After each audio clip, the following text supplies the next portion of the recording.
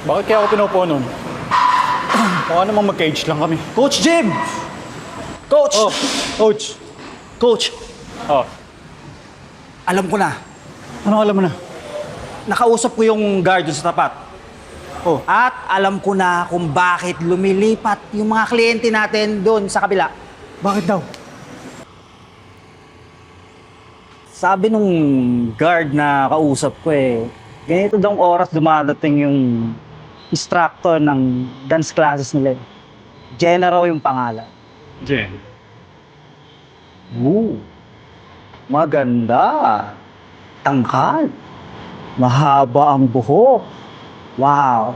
Parang beauty queen kung maglakad. Coach Jim, Oh, ayun na yata siya.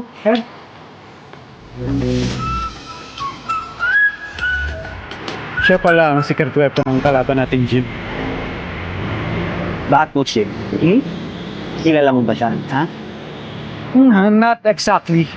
Pero makakasama na rin natin dito kapag na-execute ko na mabuti yung plano ko.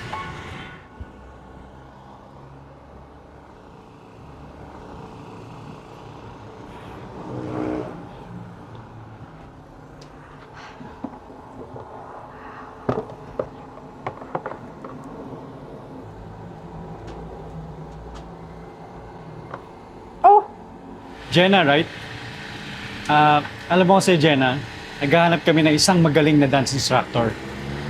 Gusto ko sana maging parte ka ng team gym. Name your price. Nako, narinig ko na yun sa ex-boss ko. Sorry pero ibahin mo ako dahil hindi ako ganun.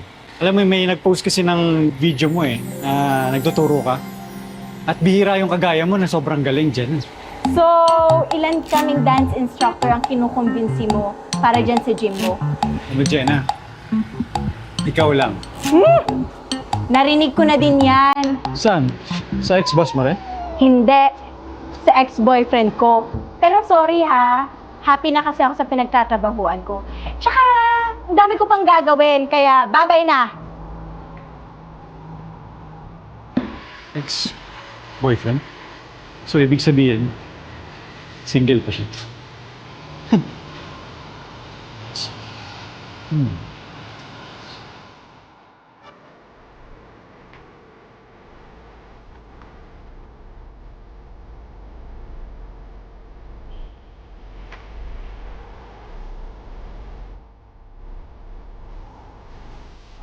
Hoy! Anak ng... Ano? Ngayon lang ako nag-offer ng ganyang signing bonus, ha? Tatanggihan mo pa? Naturingan ka pa namang gym instructor? Tapos ito yung gagawin mong suhol?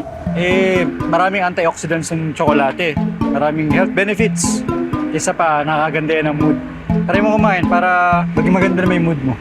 Yung dark chocolates, oo, healthy siya. Pero ito, nakikita mo ba to? Mataas to sa sugar content. Bakit? Takot ka bang tumaba? Mababurn mo naman yan kasi kasama sa daily routine mo ang exercise. Anong klaseng mindset yan? Diyan ka na nga.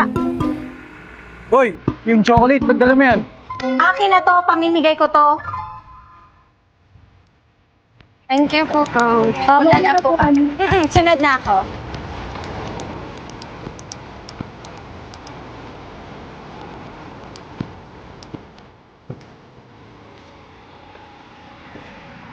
Coach Jenna, please, pumayag ka na magturo sa gym ko.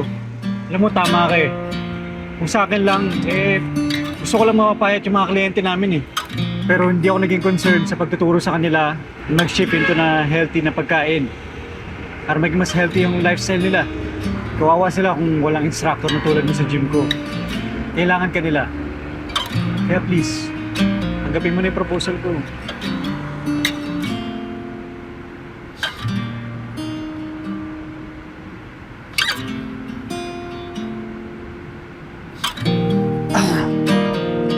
Please.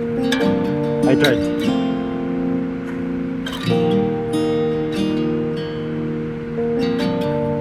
Sandali.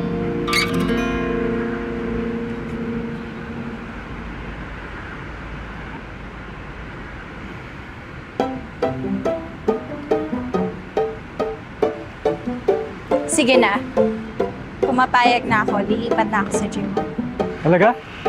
Welcome to the team.